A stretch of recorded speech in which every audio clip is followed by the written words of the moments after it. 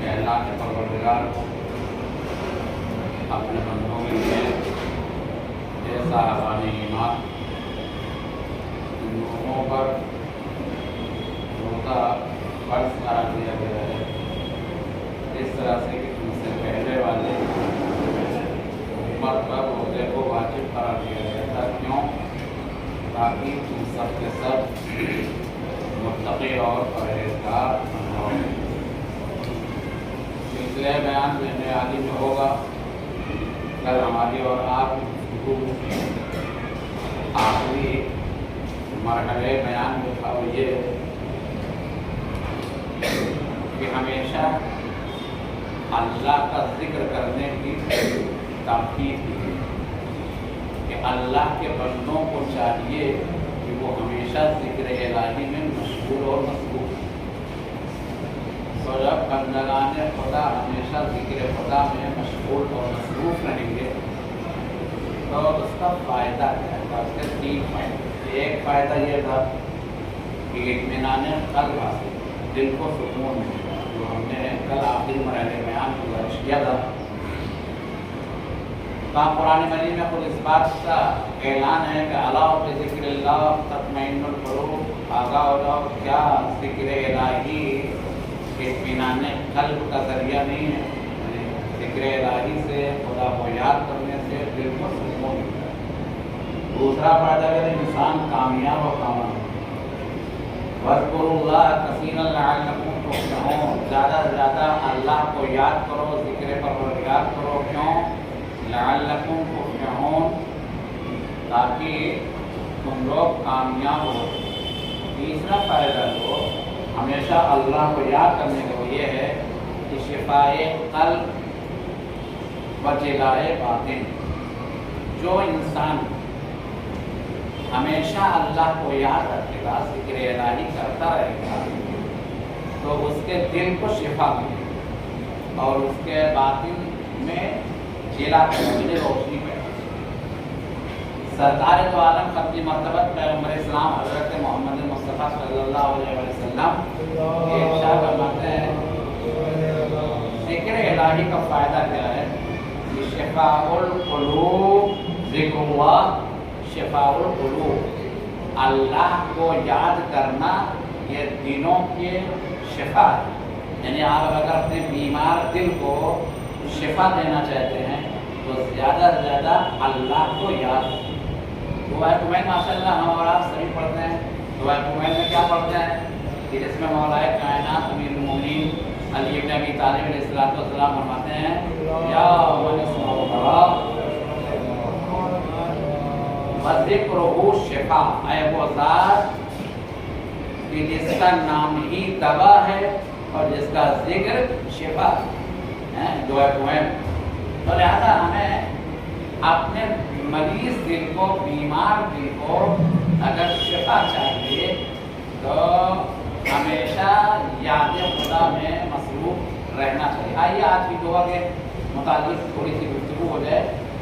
پہلا فکرہ، تین اہم چیزوں کی درخواست آج کی دعا میں انسان اپنے مالک کی بارگاہ میں کر رہا ہے۔ پہلی چیز کیا ہے؟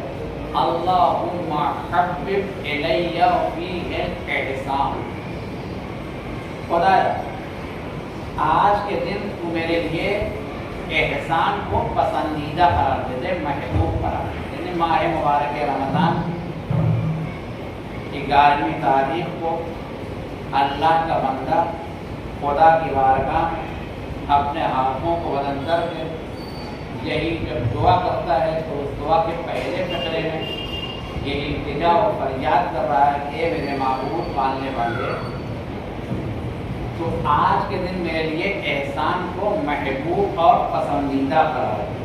دوسری چیز ہے، دوسرے انسان کہتا ہے کہ اے پالنے والے، فسق و فجور اور گناہوں سے مجھے نفرت پیدا کرنے کی توفیق دے۔ ظاہر سی بات ہے کہ جب احسان محبوب ہوگا، نیکیاں پسندیدہ ہوں گی، اچھائیوں اور خوبیوں سے ہم محبت کریں گے، तो फिर गुनाहों से क्या है, नफरत हमें हमारे अंदर डालता है, क्योंकि जब नफरत होगी गुनाहों से नहीं करेगा। गुनाह इंसान क्यों करता है, अच्छा लगता है ना, मजा आता है, नहीं, नफरत पैदा करे। वक्कर और नापसंद करार दे दे मेरे लिए ये माह रमजान में अल फुजूक वल इस्यान, फिस्क फजूल और गुनाहों को।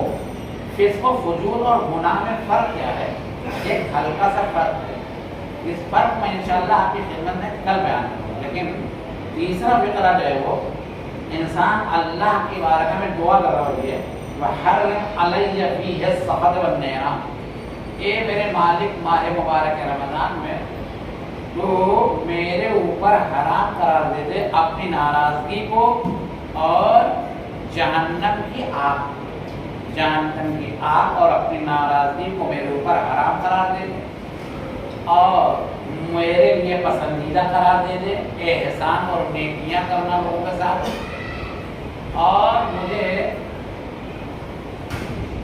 फिस्क फजूर और गुनाहों से मुझे बचाए रखना, इससे तो अरबी ज़बान में एहसान क्या है, का नेकी और हुस्ने अमल को एहसान कहते हैं। अरबी ज़बान नेकियां करना, हुस्ने अमल अंजाम देना, इसे कहते हैं एहसान। और जिस अमल को उर्दू में एहसान कहा जाता है, अरबी में उसे इम्तिनान कहा जाता है, नहीं कहता मिन्नत गुजारी। यानी उर्दू में जो एहसान कहा जाता है, अरबी में जो एहसान कहा जाता है, इसमें फर्क है। अरबी में एहसान का लफ्ज़ आता है, उसमें क्या हुआ, नेकियां अंजाम देना, उसने अमल, अच्छाइयाँ। और उर्दू ज़बान में जो एहसान का लफ्ज़ इस्तेमाल होता है तो उसमें कहते हैं इम्तिनान।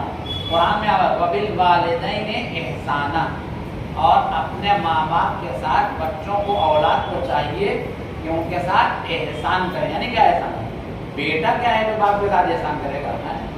औलाद की क्या हैसियत है बाप के सामने रहना का, नहीं। एहसान से मुराद यहाँ पर क्या है कि एहसान से मुराद नेकी है, भलाई है, उसने अमल है। अच्छे अमल से पेश आओ, नेकियां माँ बाप के साथ करो, अच्छाइयाँ माँ बाप के साथ करो, उनकी खिदमत करो, उनकी ज़रूरियात ज़िंदगी को पूरा करो, उनकी बातों को ठुकराओ नहीं, वो जहाँ मना कर दें वहाँ न जाओ, जिसका हुक्म दे दें अगर शरीयत के खिलाफ नहीं है तो उनकी इताअत करना आपके लिए ज़रूरी और लाजिम है। तो यहाँ पर एहसान से मुराद क्या है, वो ये नहीं कि बेटा बाप के साथ एहसान करे, नहीं। एहसान से मुराद यहाँ पे क्या है, यानी माँ बाप के साथ नेकियां अंजाम दे, उसने सलूक से पेश है, उनकी खिदमत पर। सवाल ये बताते, जब इंसान फितरी तौर पर अच्छाइयों से मोहब्बत करता है तो फिर ज़रूरत दुआ कैसे? यानी माह मुबारक रमज़ान के 11वीं तारीख की दुआ का जो पहला फिक्रा है वो यही है कि अल्लाह अपने मालिक की बारगाह में हाथों को उठा के दुआ करता है, मेरे मालिक मेरे लिए एहसान को क्या है, पसंदीदा करार दे दो, अच्छाइयों को पसंदीदा कर। तो जब हर फितरत इंसानी ये आवाज़ दे रही है कि हमें अच्छाइयाँ पसंद है, हमें बुराइयाँ ना पसंद है, मसला सच और झूठ, हर इंसान के सामने दोनों रास्ते हैं। सच बोलना क्या है, हमें पसंद है, झूठ से हमें नफरत है। हलाल और हराम, हलाल चीज़ों से हमें मुनसियत है, हराम चीज़ों से हमें नफरत है, दुश्मनी है। बहुत सी ऐसी कहा नेकी और बदी, नेकी करना हमें अच्छा लगता है, बदी और बुराई से पेश आना या हमारे लिए बुरा नापसंद है। तो जब फितरत इंसानी में ये पोशीदा है कि इंसान फितरतन वाक़या हकीकतन और तबीयतन इंसान अच्छाइयों को दोस्त रखता है, तो फिर ये अल्लाह की बारगाह में दुआ क्यों कर रहा है कि मेरे मालिक तू मुझे एहसान करने के मुझे मेरे लिए पसंदीदा करा दे? इसका जवाब ये दिया गया है जिस तरह से कि बाद औक़ात शराब को इंसान समुंदर समझता है, आपने देखा है, लेकिन उस शराब को, ये शीन से नहीं है शराब में पीने वाली, ये शराब है छोटी सी बगैर नुक्ते वाली, शराब को इंसान समुंदर समझता है और समुंदर समझ कर क्या बाद औक़ात वो उसकी तरफ आगे बढ़ता रहता है। یہ آپ کو منظر کہاں بھی آیا ہے؟ جب آپ تہران سے قم یا قم سے جب تہران جاتے ہوں گے کبھی آپ ٹیکسی میں رہیے جو ادھر کی طرف دکھتا ہے ہاں بہت بڑا، تو ایسا چمکتا ہے جیسے لگتا ہے یہ سمندر ہے، دریا، حالانکہ وہ دریا نہیں، اور جتنا آپ اس سے نزدیک ہوتے جائیں گے وہ بہت دور رہتا ہے، یہ بہت دور سے وہ چمکتا ہے کیونکہ وہ سراب، اسی کہتے ہیں سراب، یعنی پیاسا انسان ہوتا ہے یہ سمندر ہی دریا پیار، اس کو کہتے ہیں سراب۔ کہاں انسان جیسے سراب کو سمندر سمجھ کر آگے بڑھتا رہتا ہے، آگے بڑھتا رہتا ہے، ویسے ہی انسان بعض برائیوں کو نیکیاں سمجھ کر اس کے لیے پیچھے آگے بڑھتا رہتا ہے، اس کو جانتا نہیں جو نیکی ہے وہ نیکی ہے، مگر برائی کو تم نیکی سمجھو وہ نیکی نہیں ہوگی۔ کہا اسی طرح ہے کہ جب فطرت انسانی میں ہے کہ اچھائیوں کو ہو سکتا ہے پھر کیوں دعا کر رہا ہے؟ کہا کہیں ایسا نہ ہو جائے کہ ہم دھوکے میں آ کے برائیوں کو نیکیاں سمجھ کر اس کا پیچھا کر کے اس کو ہم انجام دینے کی کوشش کریں۔ کہا نیکی اور احسان قرآن کریم کے آئینے میں کیا ہو؟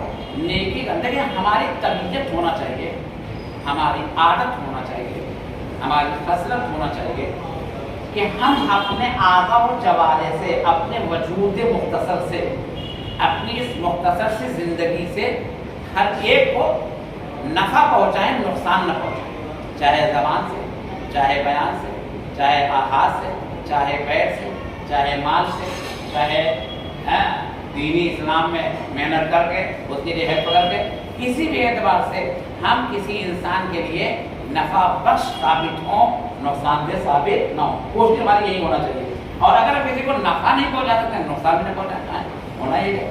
آگے نیکی اور احسان کیا ہے؟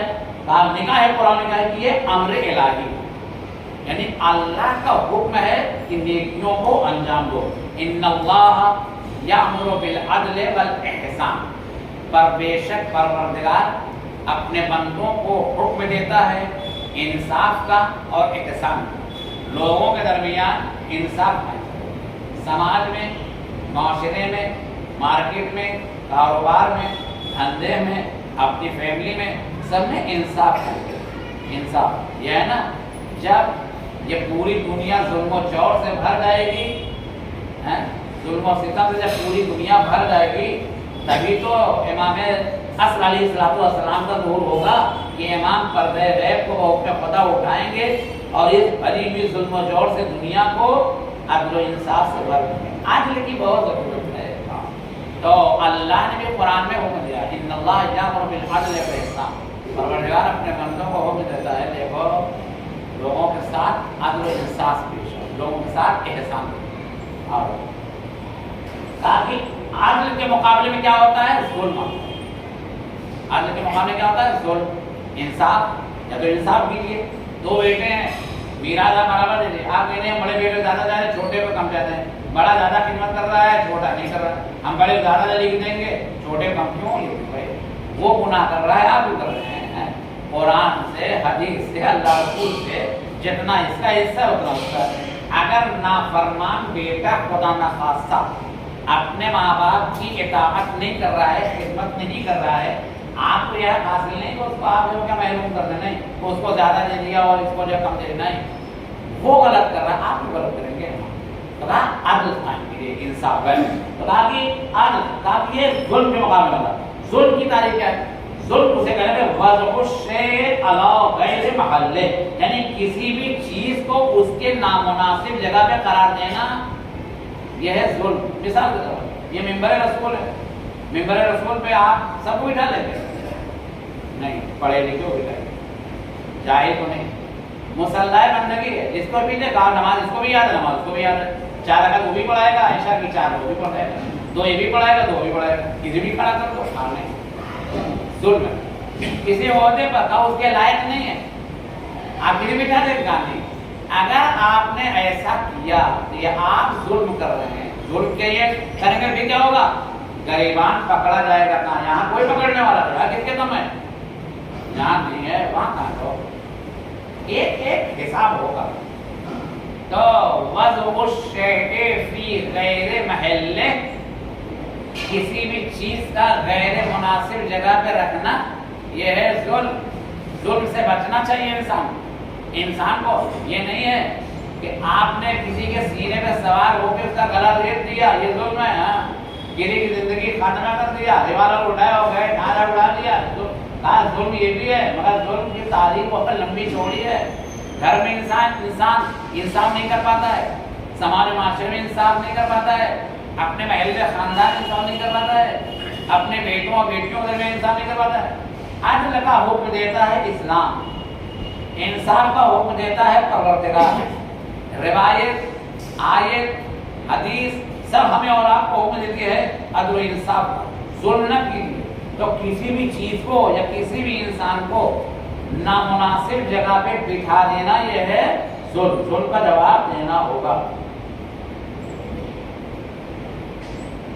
अर्थ क्या है? अर्थ इसके अपोजिट ताकि अर्थ यह है कि हर चीज का उसके मुनासिब जगह पे करार दें। जो जगह जिसकी है वहां पे आप रखिए, गैर मुनासिब जगह पे रखना ये जुल्म है। ताकि एहसान और नेकी ये जब अदल से भी बड़ी है, यानी अदल से भी बड़ी चीज क्या है? एहसान और नेकी करना।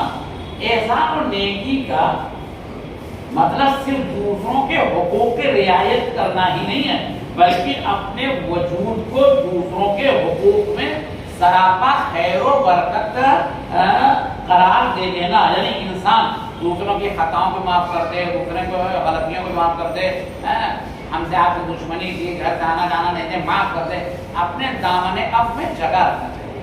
आप माफ कर देंगे, तो कहते हैं कि हमारे मौलाए कायनात अमीरुल मोमिनीन अली इब्न अबी तालिब अलैहिस्सलातु वस्सलाम ये इरशाद फरमाते हैं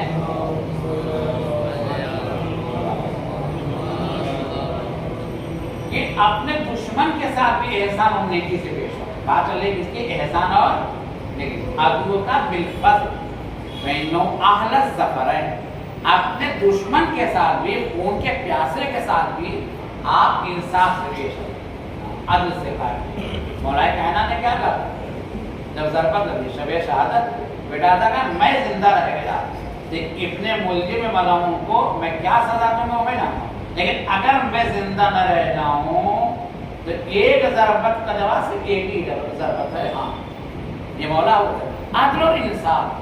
इंशाअल्लाह जब वो मौका आएगा तो आपकी जिन्ना बयान करेंगे कि अदल मौलाए कायनात और मौलाए कायनात के दारुल की शिद्दत फ़ुतिला अमीरुल मोमिनीन ले शिद्दत अदालत, मेरे मौला को शहीद जो किया गया है, शहीद जो किए गए हैं, क्यों?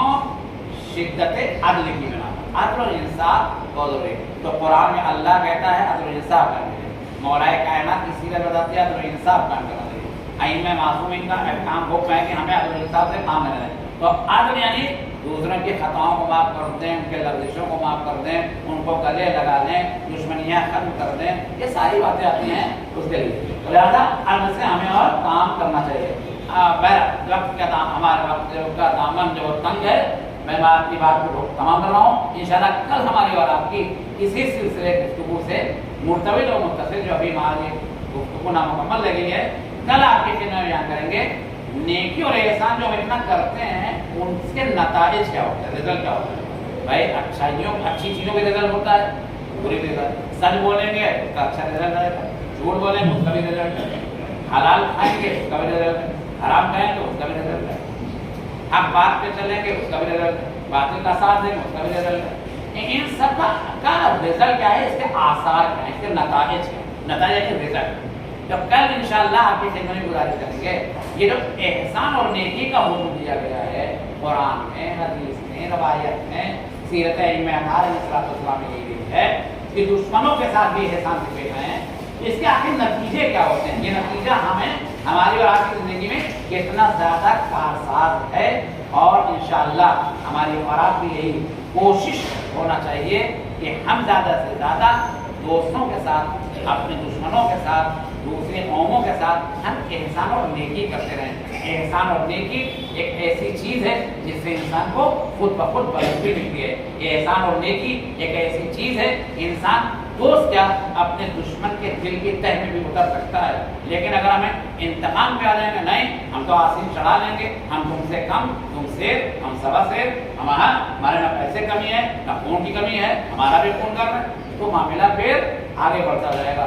लेकिन नहीं, अगर आप दुश्मन की दुश्मनी का भी जवाब एहसान और नेकी से देंगे, میرے مولا فرماتے ہیں یہ تمہارے لیے بڑی ہی شیرین ترین کامیابی ہے۔